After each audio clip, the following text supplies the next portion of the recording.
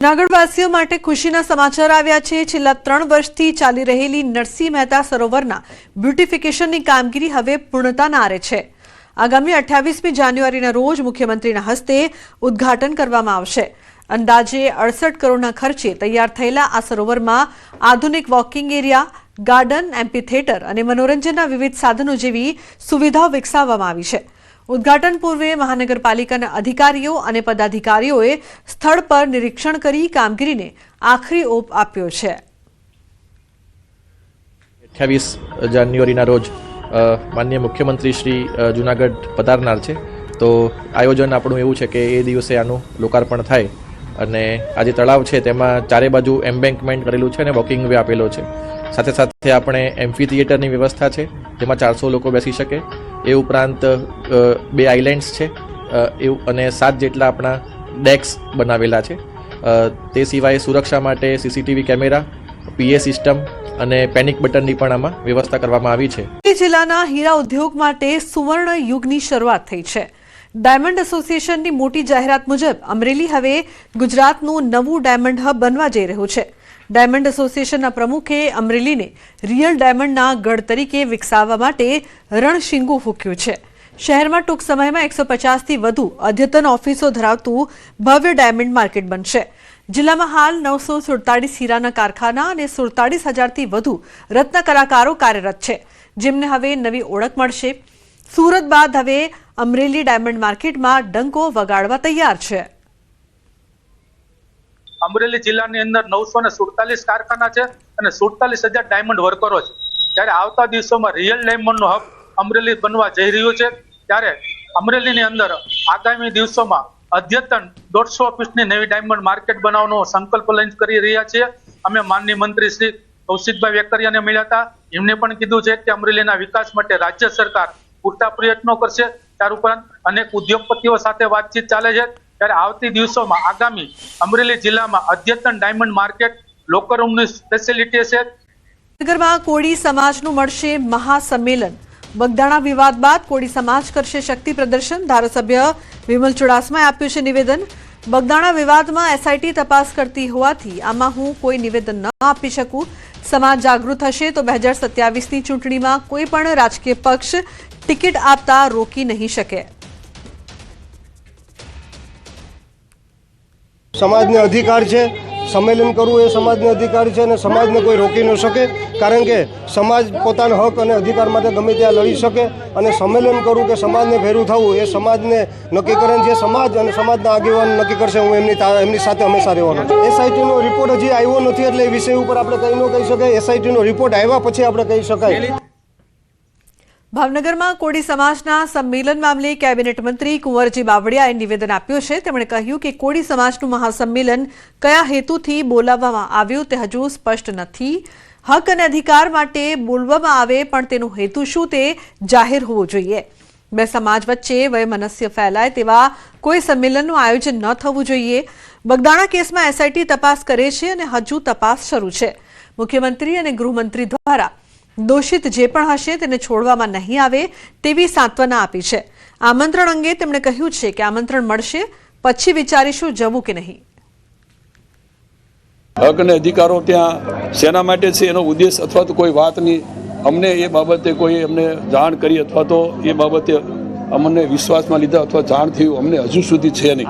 એમના 2-4 લોકો કોઈ જાહેરાત કરી દેતા હોય તો એવું મહાસંમેલન ન કહેવાય। હવે આમંત્રણ કયા હેતુ સાથે મળે છે એ હશે તો ચોક્કસ જઈશું, પણ એના હેતુ ને ઉદ્દેશો હોય અમને જાણવા મળે તો જઈએ, એમાં કઈ વાંધો નથી। એમાં કોઈ 1-2 વ્યક્તિના કારણે કોઈ 2 સમાજ વચ્ચે અંતર ન થાય એવો કોઈ ઉદ્દેશ લઈને કોઈ સંમેલન બોલાવાતું હોય તો એ સંમેલન તો યોગ્ય પણ નથી, બરાબર। 1-2 વ્યક્તિ અમારામાં પણ સામે કોઈ પણ દોષિત હોઈ શકે, જે ગુનેગાર છે એના માટે જે પગલાં લેવાના થતા હશે એમાં રાજ્ય સરકારનું મન ખુલ્લું છે।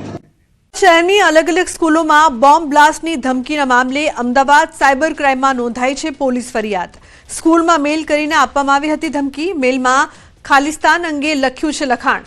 મેલમાં 26મીએ પીએમ અને અમિત શાહને ટાર્ગેટ કરવામાં આવશે તેવો પણ લખાણ લખવામાં આવ્યો હતો। સાયબર ક્રાઇમ પીએસઆઈ દ્વારા નોંધાવી ફરિયાદ। આ સિઝનમાં પ્રથમ વખત ભારે બરફવર્ષાથી સ્થાનિક લોકો અને પ્રવાસીઓના ચહેરા ખીલી ઉઠ્યા છે। મોટી સંખ્યામાં પ્રવાસીઓ બરફવર્ષાનો આનંદ માણવા વિવિધ જગ્યાઓથી પહોંચી રહ્યા છે ત્યારે ભારે બરફવર્ષાની વચ્ચે ન્યૂઝ 18ના સંવાદદાતા બલબીલ પરમારે કેટલાક પ્રવાસીઓ સાથે પણ વાતચીત કરી। भारी बर्फबारी हो रही है और भारी बर्फबारी के बीच में जो पर्यटक है उत्तरकाशी में पहुंच रहे हैं उसमें अलेस से और चौरंगी के बीच में हम हैं। हमारे साथ पर्यटक है। आप कहाँ से आप आए हैं? हम तो वैसे उत्तरकाशी से हैं बट देहरादून से आए अभी। और कैसा लग रहा है इस मौसम में? बहुत अच्छा लग रहा है, मजा आ रहा है बहुत। आपको क्या कहना है इस मौसम को लेके? बर्फबारी हो रही है पहली बहुत अच्छा मौसम है, ठंडे बहुत सारे कपड़े पहन के आए। उम्मीद की थी कि ऐसा मौसम मिलेगा? नहीं, बिल्कुल भी उम्मीद नहीं करी थी। और कैसा फील हो रहा है इस बर्फबारी को बहुत अच्छा देख फील हो रहा है। के? आप कहाँ से आए हैं? मैं गुजरात से हूँ और पहली बार स्नो देख रही हूँ, बहुत ही अच्छा लग रहा है। और पहली बर्फबारी है इस साल की? हाँ, साल की पहली बर्फबारी है, बहुत ही सुंदर वेदर हो गया है अभी तो। कैसा लग रहा है यहाँ का मौसम? बहुत ठंडा, और अब कहाँ बहुत तक, ही सुंदर। कहाँ जाने का प्रोग्राम है? चौरंगी तक। बिल्कुल, जो पर्यटक है चौरंगी के लिए रुक किए हुए हैं, लेकिन आगे मार्ग बंद है, पर बड़ी संख्या में जो पर्यटक है वो पहुंच रहे हैं और एंजॉय कर रहे हैं। इस समय जिस तरह से बर्फबारी हो रही है उसको देख के आनंद ले रहे हैं। और मौसम पहली बार वर्षा है और बर्फबारी हो रही है, जो अपने आप में ही सौगात लेके पर्यटकों के लिए आया है। बलबीर परमार, न्यूज़ 18 उत्तरकाशी। તો રાજસ્થાનના મિની કાશ્મીર ગણાતા માઉન્ટ આબુમાં તાપમાનમાં ભારે ઘટાડો થયો છે, જ્યાં તાપમાન ગગડીને -5 ડિગ્રી સુધી પહોંચતા આખું શહેર બર્ફીલા માહોલમાં ફેરવાઈ ગયું છે। અરવલ્લી પર્વતમાળાના સૌથી ઊંચા શિખર ગુરુ શિખર પર તો તાપમાન -6 ડિગ્રી જેટલું નોંધાયું છે, જેના કારણે પોલો ગ્રાઉન્ડ, ચાંદમારી અને ચાચાઈન ગાર્ડન જેવા જાણીતા પ્રવાસન સ્થળો પર બરફની સફેદ ચાદર છવાઈ ગઈ છે। રસ્તાઓ પર ઉભેલી ગાડીઓ અને બગીચાઓમાં પણ બરફના ટુકડા જામી ગયેલા જોવા મળી રહ્યા છે। આ કડકડતી ઠંડીમાં પણ પ્રવાસીઓમાં ભારે ઉત્સાહ જોવા મળી રહ્યો છે। આગામી રજાઓના કારણે માઉન્ટ આબુમાં पर्यटकोની ભારે ભીડ ઉમટી પડી છે। हम लोग अहमदाबाद से हैं, बट लाइक यहाँ पे मौसम काफ़ी ठंडा है, जेब से हाथ भी नहीं निकल रहे हैं। एंड लाइक देख रहे हो आप, चाय पीने के लिए भी लाइक हम लोग पूरा ऐसे हो रहे हैं। सो बहुत ही ठंडा है आज मौसम यहाँ पे।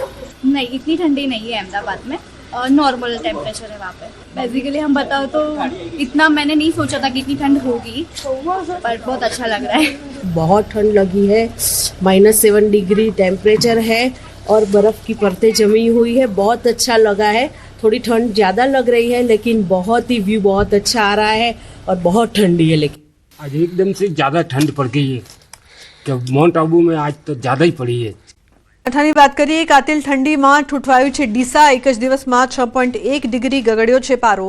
ડીસામાં ઠંડીનો પારો 8.4 ડિગ્રી પહોંચ્યો છે। કાતિલ ઠંડીના કારણે ડીસામાં જનજીવન પ્રભાવિત, વહેલી સવારે રસ્તાઓ સુમસામ જોવા મળ્યા છે।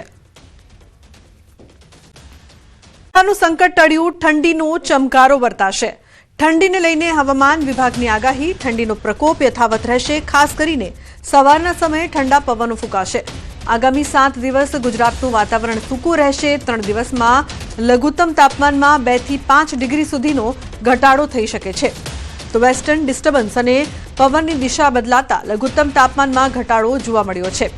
રાજ્યનું સૌથી નીચું તાપમાન નલિયામાં 5 ડિગ્રી નોંધાયું છે।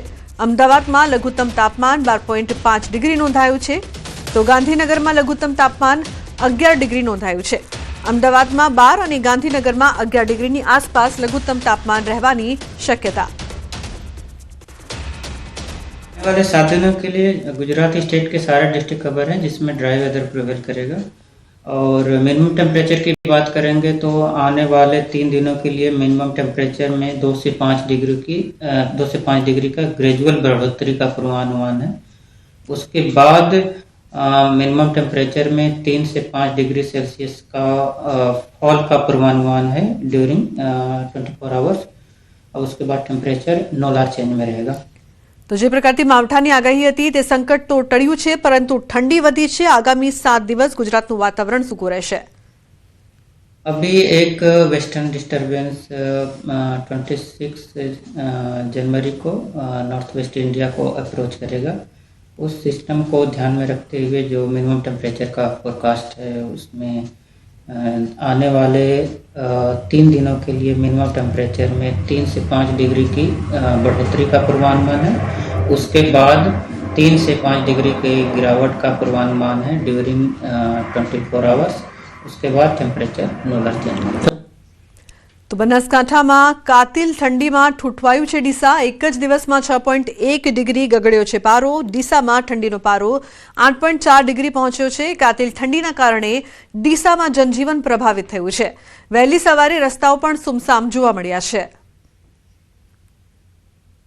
एक WD पास हुआ है, जिसके कारण जो विंड पैटर्न है, अभी ज़्यादातर जो विंड आ रही है वो northerly to north easterly wind Gujarat region में प्रिवेल कर रही थी, जिसके कारण पिछले 24 घंटे में टेम्परेचर फॉल हुआ है। और फिर उसके बाद विंड पैटर्न अभी थोड़ा सा बदल रहा है, जो कि एक फ्रेश WD वेस्टर्न डिस्टर्बेंस 26 तारीख